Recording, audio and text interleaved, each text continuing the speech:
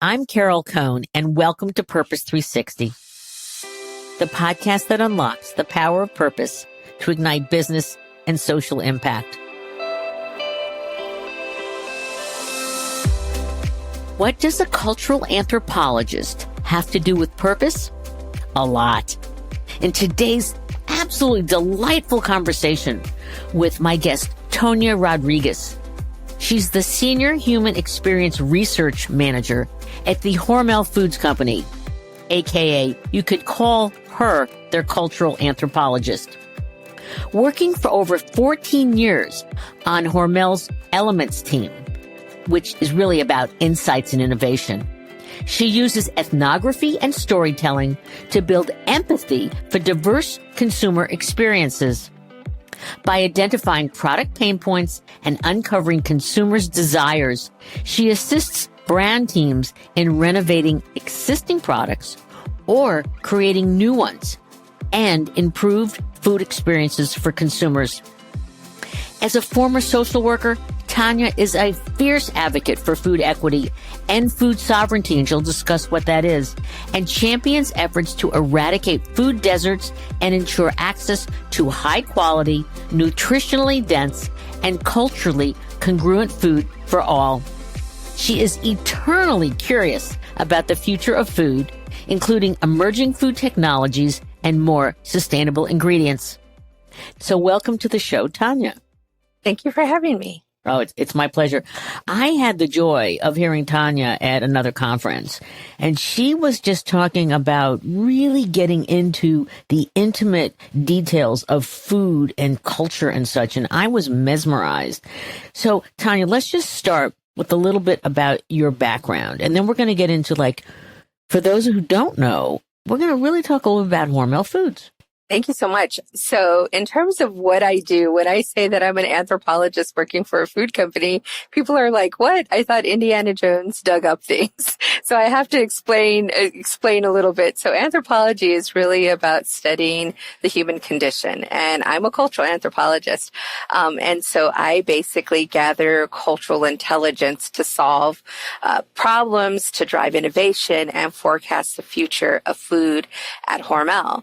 I work on a team called the Brand Fuel team, and I work really closely with consumer insights and innovation.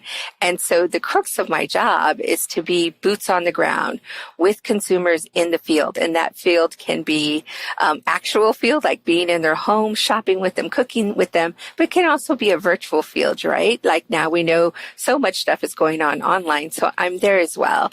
And so my primary purpose is to be that, finger on the pulse of the consumer. But I'm also there to evangelize those voices throughout the enterprise and make sure that all our teams and all the business is aware of what's going on with consumers, and to really be an advocate for a lot of different diverse voices. That way that we're getting a full spectrum, a full landscape of what a consumer community looks like.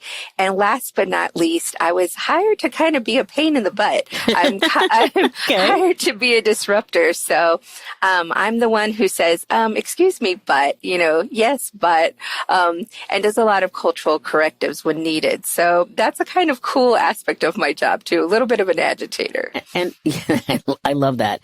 And because of the values the company embraces, you are allowed to speak up, and they want you to speak up very much a lot about inclusion and belonging. Absolutely. That is one of our cultural values, is to speak up and to speak your mind and to make sure that we have a lot of thought diversity at Hormel. That's super. So let's just segue to Hormel, because, if you're older like me, you know Spam, and you know that Spam, it helped to keep our soldiers fed during wars and such. And the company is 132 years old, so it dates way back. I could talk all day about how great Hormel is. I have to say, I too was very familiar with Spam. That's why I applied for the job with Hormel, because I remember growing up eating Spam and egg tacos. I remember my grandpa using Dentimore. If he didn't have a good hunt that day, he could rely on good old Dentimore. So I was very familiar with those products.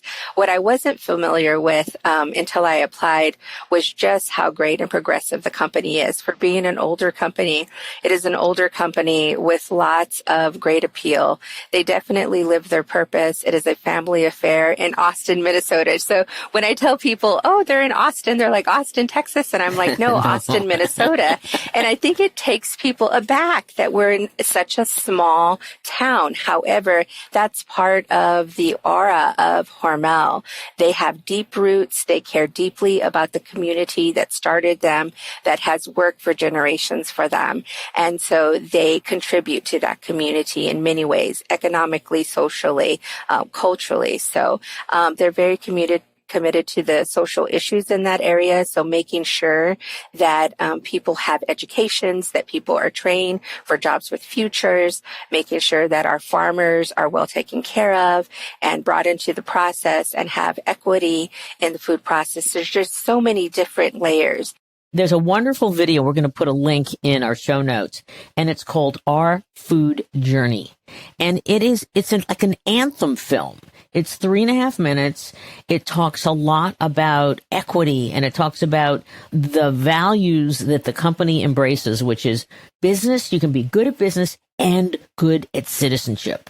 And the two go hand in hand. And it's amazing because it's stated, I think, 3 or 4 times in different ways throughout the video. And I also know that you have great relationships with over 500 smaller, mid-sized farmers who are providing you, with your supply chain.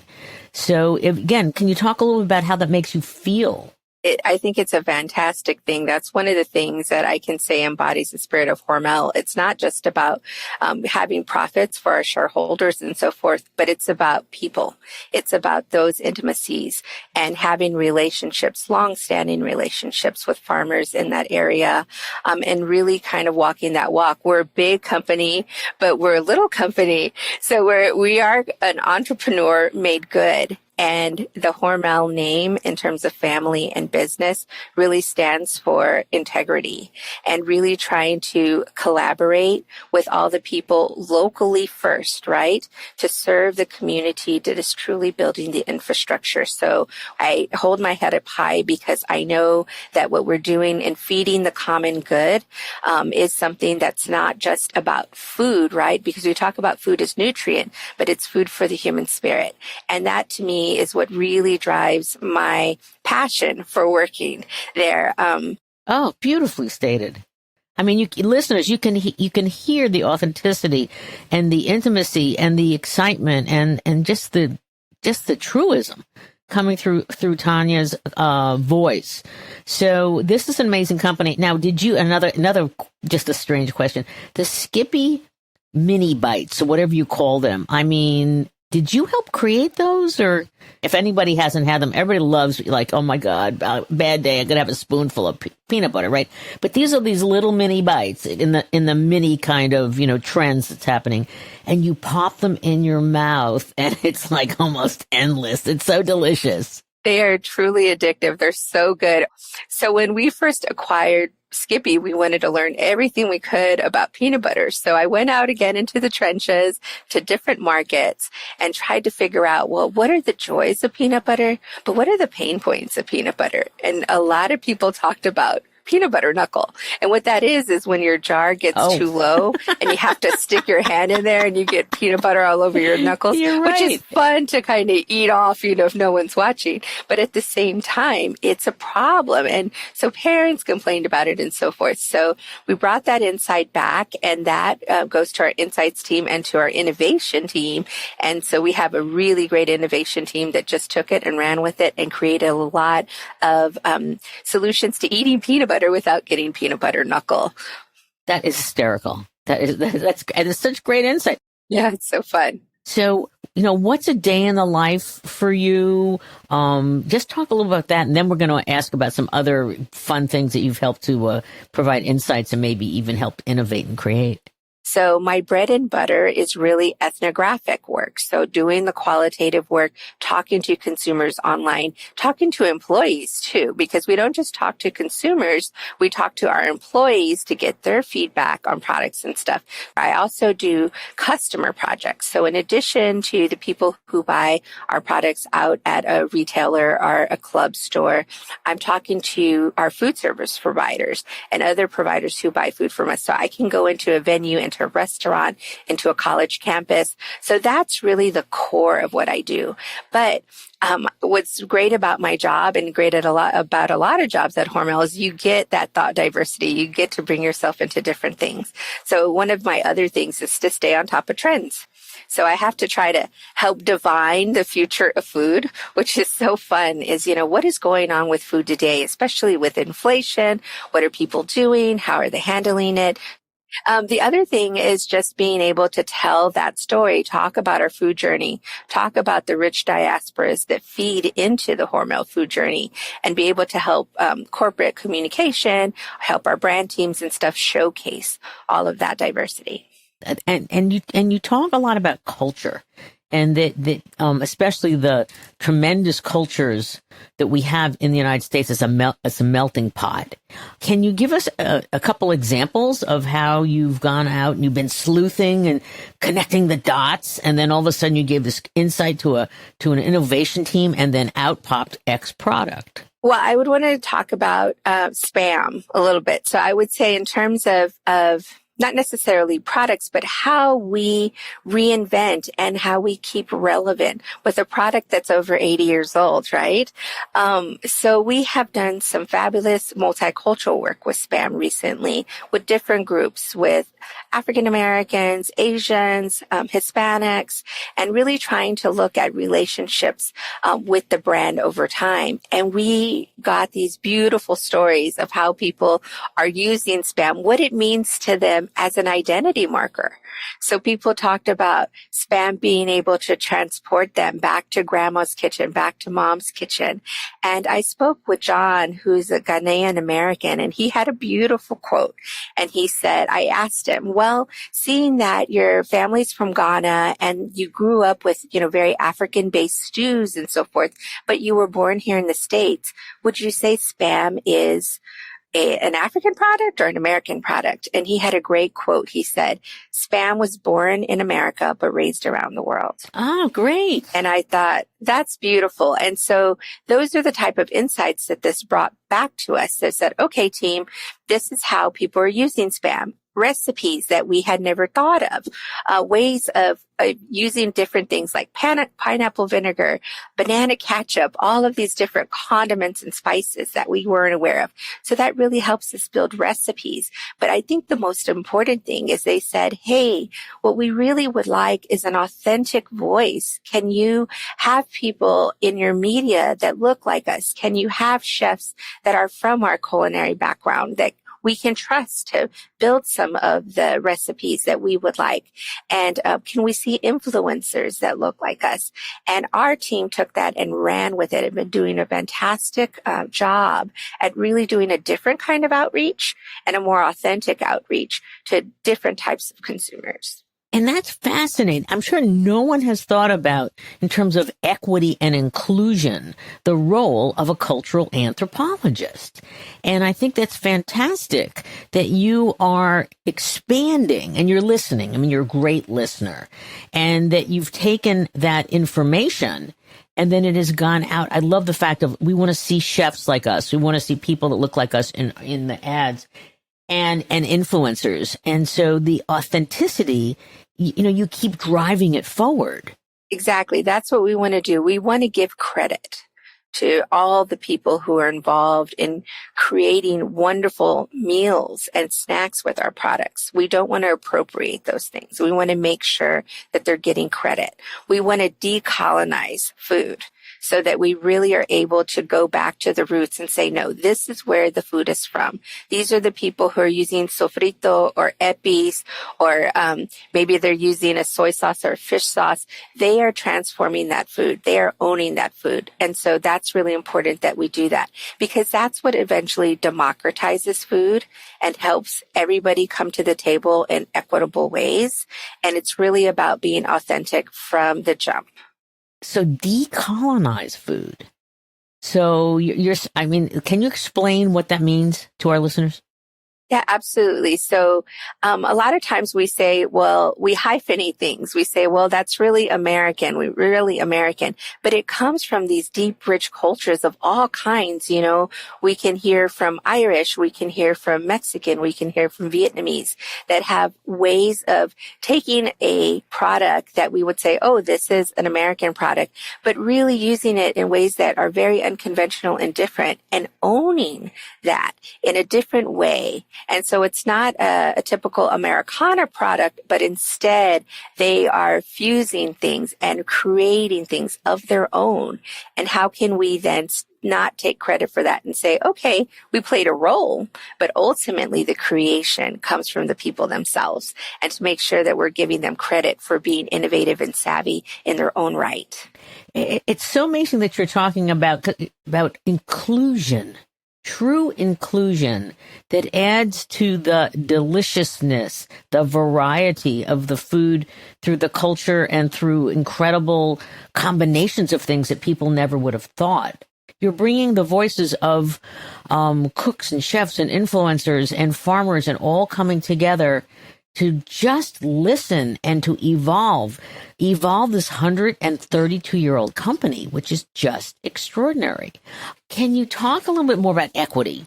Because, you know, Tanya, in some of your writings and in interviews, you talk about that you're coming from, you know, kind of a more humble background, that you have a real sensibility to the value consumer. And that's especially important today because of inflation. So talk about equity, because equity is one of those values that runs totally through the company. So I think that's one of the things that Hormel really values, is that being able to tease out the difference between equality and equity. For instance, people would say, oh, if something's in the center of the store, it's not fresh, it's not good food. You would hear that in popular culture. And they tasked me with, like, what is the real narrative there and who is it helping? And I was able to come back and give them a different voice. So let's talk about equity in those respects, is that we were able to say, listen, I've experienced, you know, we spoke about my own personal life, a lot of food insecurity. I grew up with a 15-year-old mother who was really strapped for cash and having to be very innovative in what she did with food. So I knew from my own lived experience what a workhorse center of the store was, because those were foods that were belly fillers. They tasted great. They were affordable. They were accessible. And you know what? If they turned off the lights, it wasn't going to rot in the fridge. So I really understood the power of that food. And that was the story that Hormel was willing to hear. Again, giving more equity to those voices, understanding center of the store in a much more rich and robust way. The same thing they did for snacking. So we took snacks at the time. This was 2007 to 2009. Things were really shifting in food culture from, again, center of the plate to more snacking. And they sent me out to college campuses to live with students on campus. Oh, fun. And see what or not. Yeah. And it was such a blast. And it was really interesting to see the multicultural variety in snacks and what people perceive snacks to be. And here, you know, Hormel again was willing to hear all those voices and to think out of the box, you know, in terms of how people were mealing and versus snacking, and the different ideas that other cultures could bring to bear. Can you talk about any sort of products that came out of that snacking expedition? Our big product at the time was Rev, and it was a wrap. Now that product, although it doesn't exist anymore, iterations of it have come to bear. It actually created a refrigerated snacking set in grocery. Now, a lot of other companies have done similar products in that area, but I think that was a product that really kind of was a harbinger of the spirit of Hormel to say, listen, we understand snacking. We understand it's differentiated now. It's protein based. It's portable, and we're going to, give a shot at this. Now, that particular product did really well to begin with, but then you saw all these other, we call protein the charismatic nutrient. So you saw these other protein snacks come on stage, and the company responded again. And they thought, okay, let's get into, let's acquire planters. Let's do other things. Let's do different things with Skippy brand that were able to rise to the occasion with snacks and start to follow it over time. As a company, you've set some 2030 goals. And one of them is about food. This fascinates me because it goes back to the food insecurity. You're creating a food security community program, and you are creating a blueprint in your headquarters town in Austin, Minnesota, that I assume you hope to replicate around or export around the country. Can you talk about how did that come about and a little bit more of the information behind it? These 2030 goals are they're 20 goals that we're looking to hit by 2030. And those are sustainability efforts. So when people think about sustainability, they tend to think about just environmental causes. And environmental causes are certainly part of that. But these goals are about people, product, and process. So we're really trying to hit all those three initiatives. And this is where the hunger, insecurity fight comes in, is under people. How do we start to change the infrastructure to make sure that people have access to tasty, culturally relevant, high quality, nutritionally dense food, not just in Austin, but around the world? Your role is really, it's so different. I'm sure that a lot of young people come up to you and they say, wow, I never even knew this existed. How might I love the food industry, but how might I follow in your footsteps? Do you have any recommendations for younger people who want to follow in that type of impact in their companies? One of the things that Hormel sponsors is they send me to the American Anthropological Association conference every year. And in that conference, I am part of a job fair that's sponsored by the National Association of Practicing Anthropologists. And we talk to young people who've never heard about food anthropology. And we try to help them understand all of the things that you can do, even if you hadn't studied food specifically. Are you interested in food science? Are you interested in consumer insights and doing ethnographic work in that way? Are you interested in innovation and doing design thinking, which I'm part of as well? Are you interested in more of the social issues, maybe getting into an NGO or some type of social work where you're doing things on food inequality and food sovereignty? So we really try to introduce them to a lot of different varieties of techniques that they can get involved in. That's fantastic. Ethnographic ambassadors in their own communities. Right. Because it's one, I love my job and I love going to learn about other people and I love bringing back stories. And I think that's very powerful, but I think it's even more powerful if you are embedded in your community, you have the lived experience, you are advocating for your own community and you can tell the story about your community. And so this really helps drive that sense of inclusivity of voice, right? And empowerment of voice so that young people really feel like, hey, I have a stake in this and I have a place at the table. What's your point of view on food deserts? Because I've seen a little bit of your writing, but I'd love you to, because you're talking about the incredible power and the voice and the listening, but also there are a lot of food deserts in this country. There are a ton of food deserts and the infrastructure for food is very complex, but we have to make sure that, again, that high quality food is getting to places. I appreciate that there are organizations that are going out, right? Businesses that are going out to rural places and providing food, but we just want to make sure that rural places also have variety and choice. If you're, not close to anywhere that sources not just food, good food, high quality, nutritious food, And now you're, just for listeners, you're in over 80 countries, I believe, around the globe.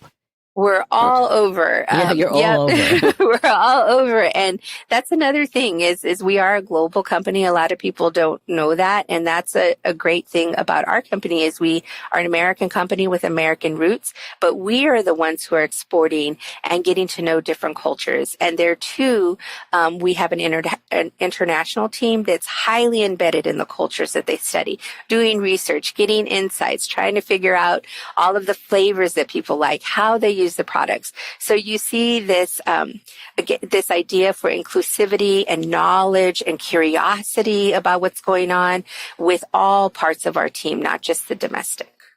Yeah. And again, I love, the listening, the inclusivity. Inclusivity just is absolutely across the board in everything that you're doing. So it adds to the richness of the success, to your efforts. And I want to just make sure that our listeners know you're a publicly held company. You're not privately held. You're not third, fourth, fifth generation. You're publicly held. You've got to return, profits to the public markets. But you also, again, in our food journey video, you talk about the power of business and the power of community, and the two work together. I love that there's a quote in that video that says, all of humanity is now our hometown. I think that's exactly the spirit that you get radiated. Mind you, I've been working remotely for, all these years, and that spirit gets radiated to me.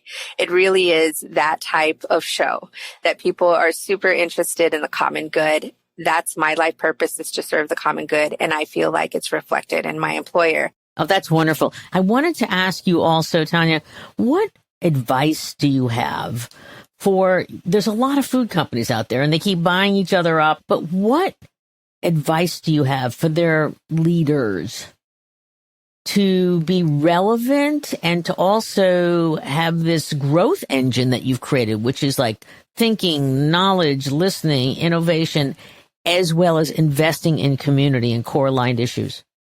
Let me put it this way. I think it's okay to cultivate unicorns. This is the best way I say it. People talk about workhorses, and workhorses are needed and they drive the bottom line. Absolutely.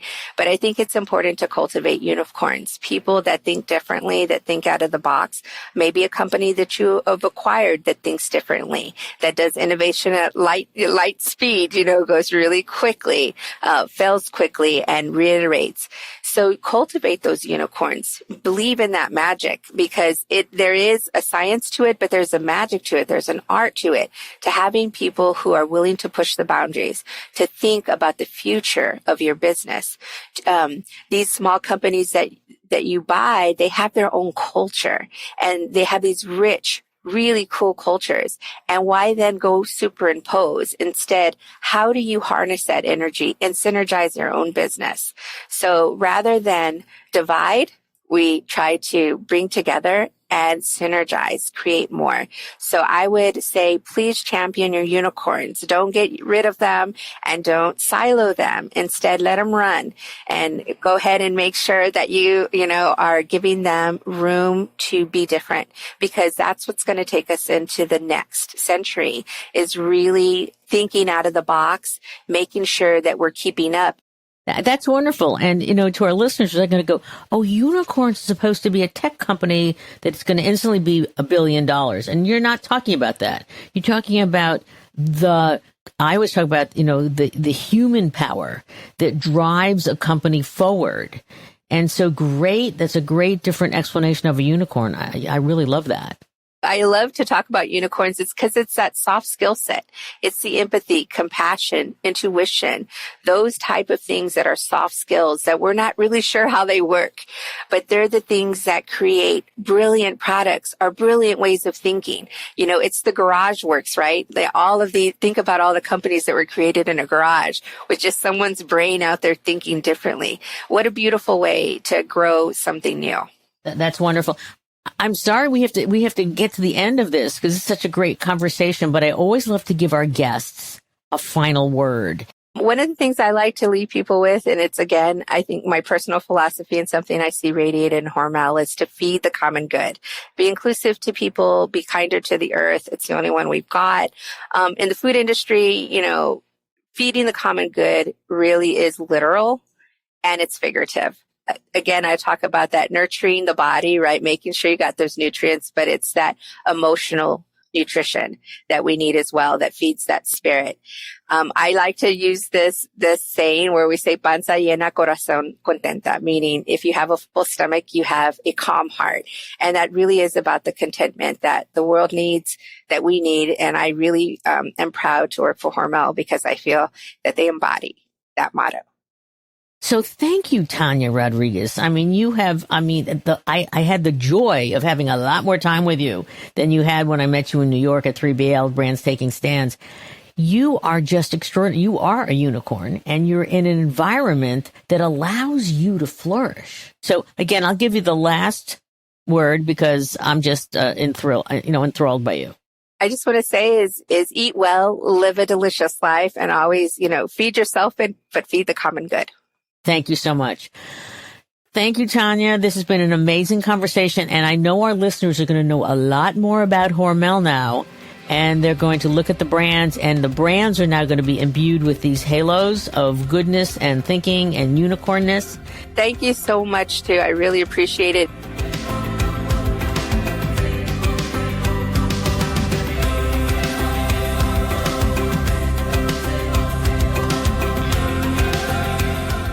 This podcast was brought to you by some amazing people, and I'd love to thank them.